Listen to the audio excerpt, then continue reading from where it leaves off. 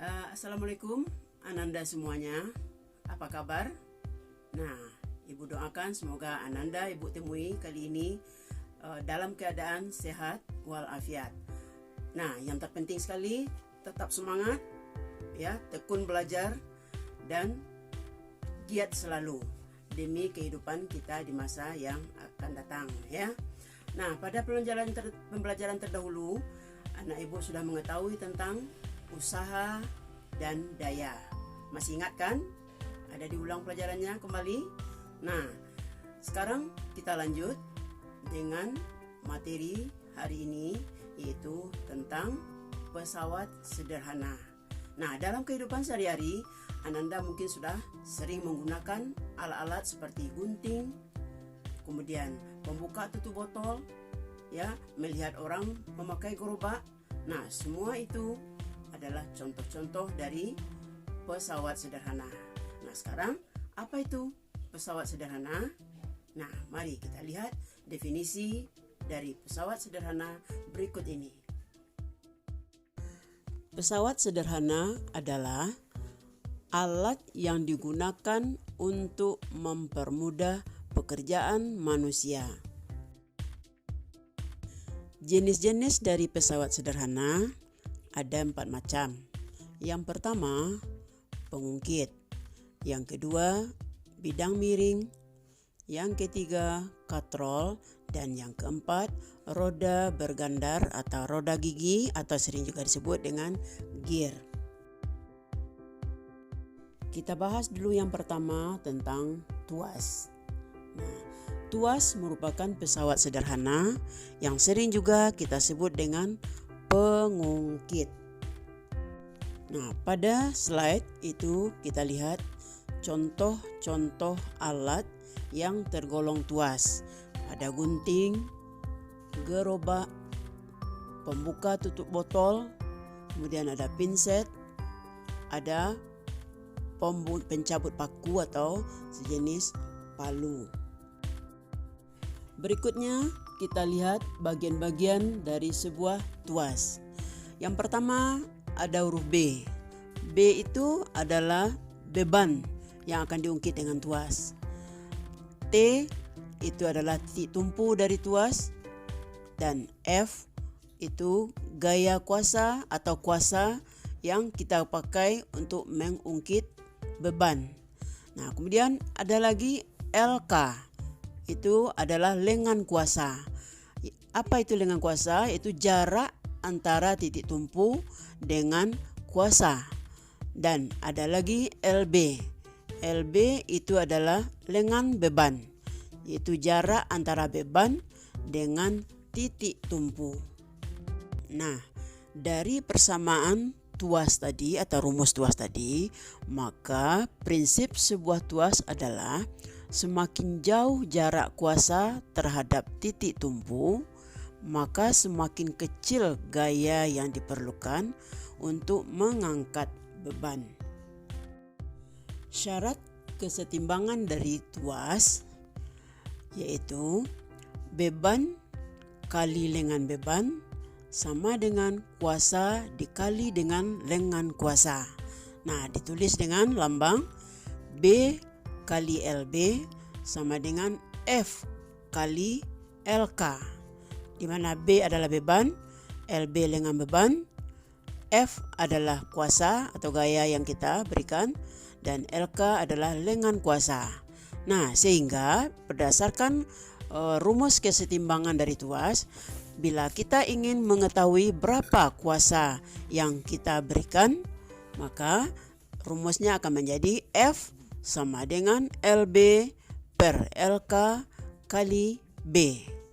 Dan bila ingin menghitung berat beban yang kita angkat, maka rumusnya menjadi B sama dengan LK per LB kali B. Nah, itu adalah ketentuan-ketentuan secara matematika rombak rumus, pindah-pindah silang. Nah, kita sudah paham waktu kelas 7, ya. Ananda, sewaktu kita menggunakan tuas, maka kita akan mendapatkan keuntungan. Nah, keuntungan ini disebut dengan keuntungan mekanis. Nah, apa itu keuntungan mekanis? Nah, keuntungan mekanis adalah perbandingan antara beban dengan kuasa atau perbandingan antara lengan kuasa dengan lengan beban. Nah, ini dirumuskan dengan KM sama dengan B per F. Artinya keuntungan mekanis sama dengan beban dibagi kuasa.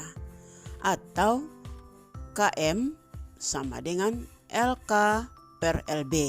Jadi keuntungan mekanis bisa juga kita peroleh dengan membandingkan lengan kuasa dengan lengan bebannya.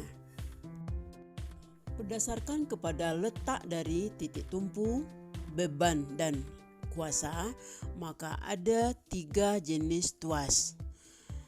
Yang pertama disebut dengan tuas jenis 1.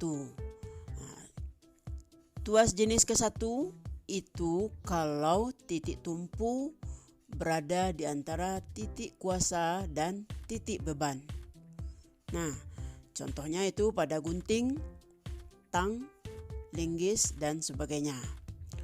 Yang kedua itu tuas jenis kedua. Nah, tuas jenis kedua ini apabila titik beban di antara titik kuasa dan titik tumpu. Diingat, tuas jenis kedua beban berada di antara titik kuasa dan titik tumpu. Nah, contohnya itu pada pembuka botol atau pada gerobak atau pada pelubang kertas. Nah, itu tergolong kepada tuas jenis kedua. Dan yang berikutnya tuas jenis ketiga. Nah, itu bila titik kuasa berada di antara titik beban dan titik tumpu. Nah, contohnya alatnya ini seperti sekop, pinset, atau penjepit roti atau lengan kita. Nah, itu jenis-jenis tuas. Nah, pengungkit dapat memudahkan usaha kita yaitu dengan 2 cara.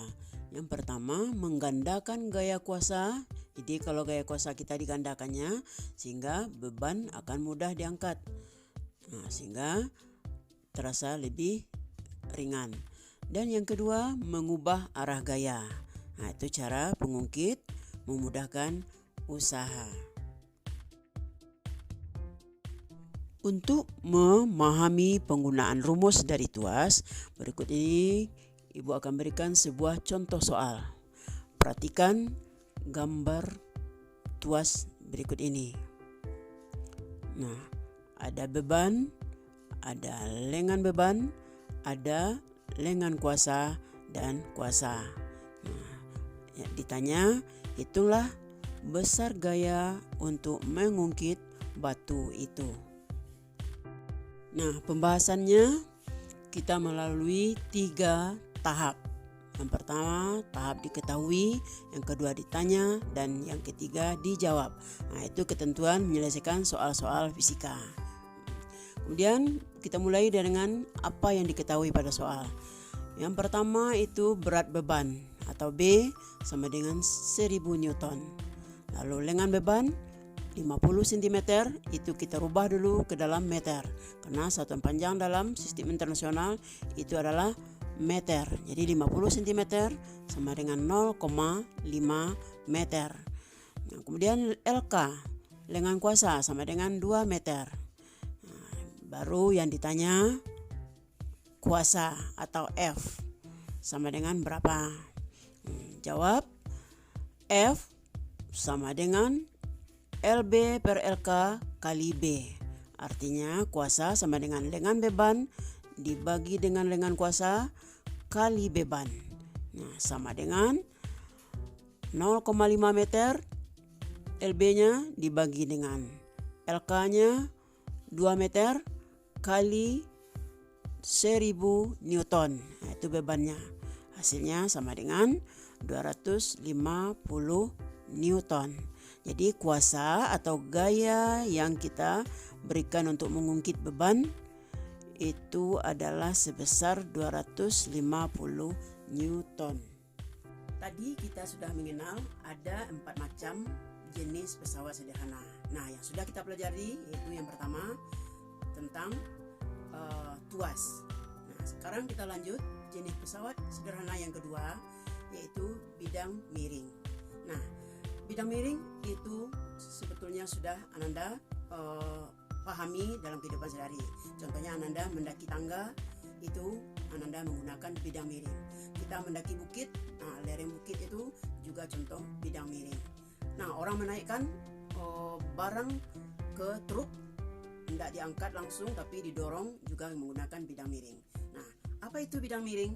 Nah, mari kita lihat pula pengertian dari bidang miring. Bidang miring adalah bidang datar yang diletakkan miring atau diletakkan membentuk sudut tertentu sehingga mudah atau bisa memudahkan gerak suatu benda. Bagian-bagian sebuah bidang miring kita lihat pada gambar. Ada F, itu adalah kuasa, satuannya Newton. Kemudian ada W itu berat beban atau weight ya, berat beban, satuannya Newton. Dan ada lagi S.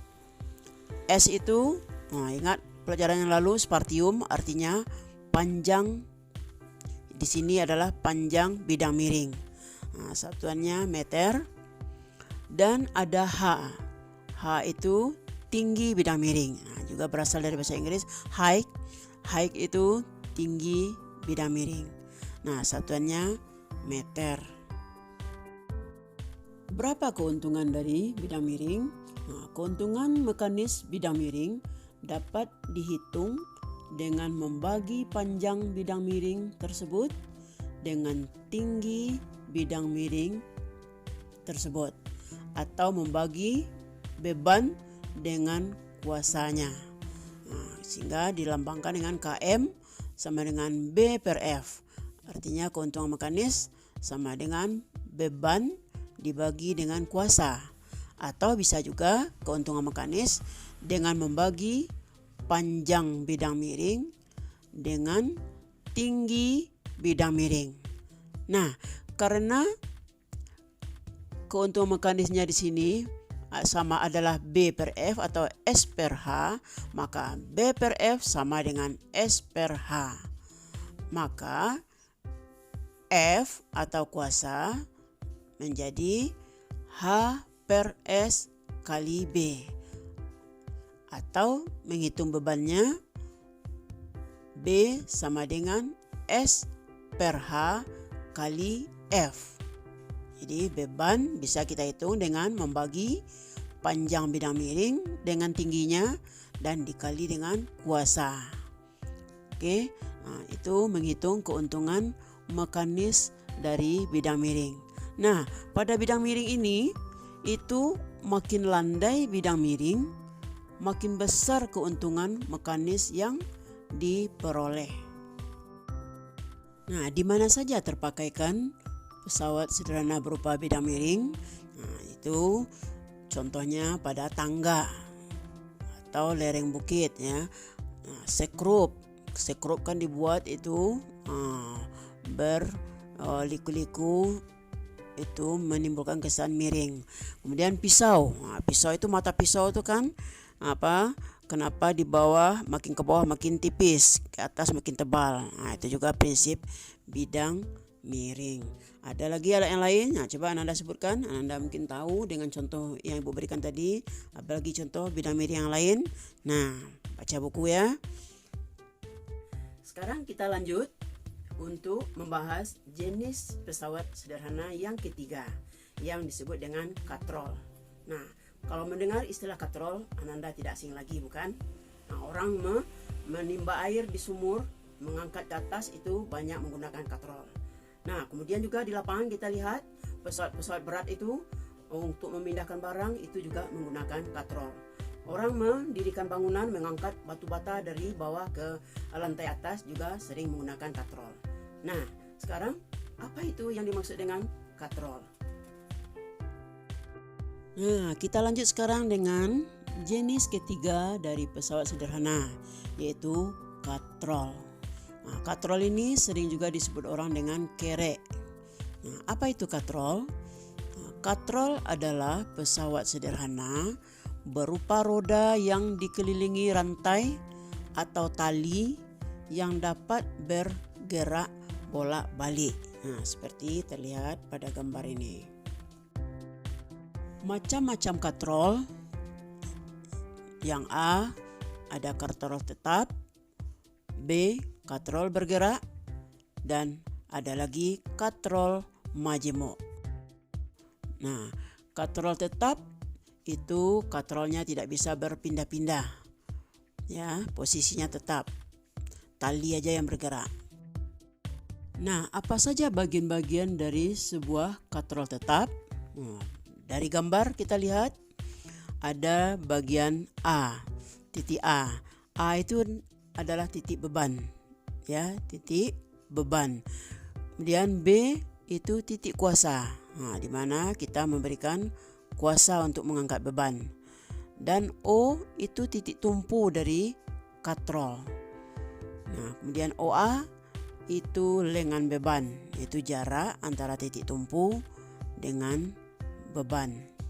Dan OB itu lengan kuasa, jarak antara kuasa dengan titik tumpu.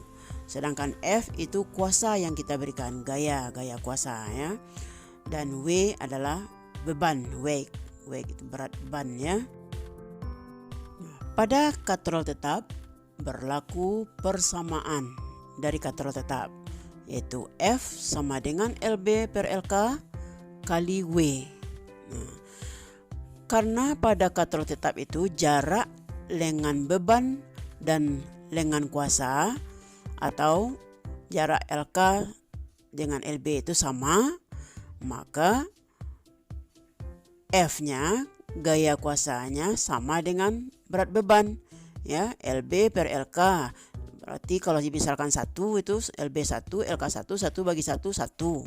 Nah, 1 kali W, ya tetap W. Nah, maka F sama dengan W. Nah, kemudian keuntungan mekanis dari katrol tetap itu sama juga dengan pelajaran terdahulu, beban dibagi dengan kuasanya. Nah, itu sama dengan 1. Nah, atau keuntungan mekanisnya lengan kuasa dibagi lengan beban. Karena lengan kuasa sama dengan lengan beban, maka keuntungan mekanis katrol tetap sama dengan 1. Nah, yang B adalah katrol bergerak atau katrol bebas. Jadi ada orang menyebut katrol bergerak, ada pula katrol bebas karena dia bebas bergerak. Nah, katrol bergerak itu katrol yang ikut bergerak bersama beban. Nah, kita lihat pula bagaimana pula bagian-bagian dari katrol bergerak. Dari gambar kita lihat, ada yang namanya A. Nah, lihat A-nya itu bukan lagi, kalau tadi pada katrol tetap itu A itu beban. Nah, sekarang A-nya itu titik tumpu. Jadi titik tumpunya tidak di tengah. Nah, jadi A itu titik tumpu. Sedangkan B itu titik kuasa untuk menarik katrol. Nah, O itu beban karena di O itulah beban bertumpu. Di O titik beban. Nah, sedangkan AO itu jarak antara titik tumpu dengan beban. Nah, itu disebut lengan beban. Sedangkan AB, itu adalah lengan kuasa. Lengan kuasa itu jarak antara kuasa dengan titik tumpu. Sedangkan F itu kuasa yang kita berikan dan W itu berat beban yang bergantung pada katrol. Karena lengan kuasa sama dengan 2 kali lengan beban, maka keuntungan mekanis katrol bergerak sama dengan 2. Ya, karena LK-nya dengan kuasanya 2 kali lengan beban. Jadi LK per LB, di mana LK-nya 2 kali LB, artinya 2 kali lengan beban. Jadi 2 LB per LB. Nah, sama dengan 2. Selanjutnya yang C itu katrol majemuk. Nah, apa itu katrol majemuk? Katrol majemuk adalah gabungan antara katrol tetap dengan katrol bergerak yang dirangkai menjadi satu sistem yang terpadu. Nah, perhatikan gambarnya ini ya. Ini adalah contoh dari katrol majemuk. Nah, perhatikan tali yang menyusun katrol. Jadi katrol tetap ada yang tidak bisa bergerak, ada pula yang bisa digerakkan. Nah, tali penyusunnya di sini ada 4 yang terkait. Satu lepas itu satu tali kuasa, itu tidak diperhitungkan. Jadi ada 4 talinya, tali 1, tali 2, tali 3, tali 4. Nah, untuk katrol majemuk menghitung keuntungan mekanisnya cukup dengan menghitung jumlah talinya.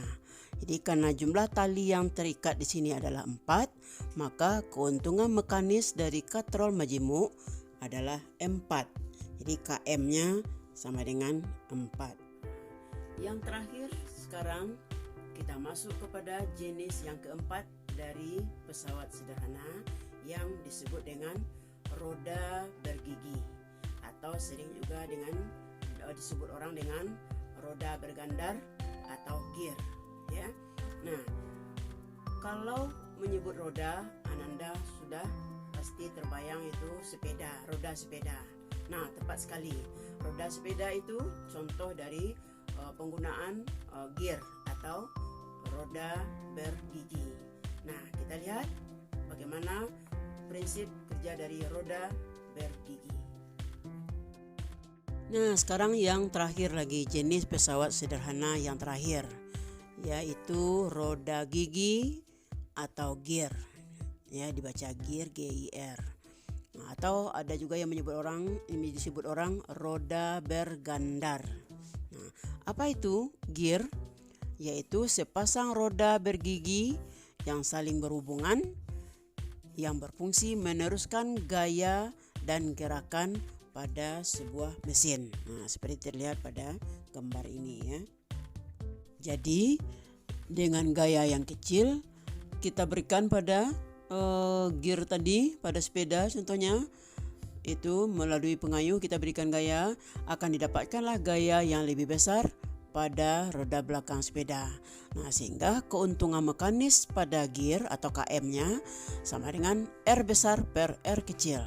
R besar itu jari-jari gear depan dan R kecil jari-jari gear belakang. Atau bisa juga seperti yang terdahulu, keuntungan mekanis bisa juga diperoleh dengan membandingkan berat beban dengan gaya yang kita berikan. Sehingga kalau untuk menghitung gayanya, F sama dengan R kecil per R besar kali beban. Ya, seperti terlihat pada gambar dan lambang-lambang daripada gear pada slide ini.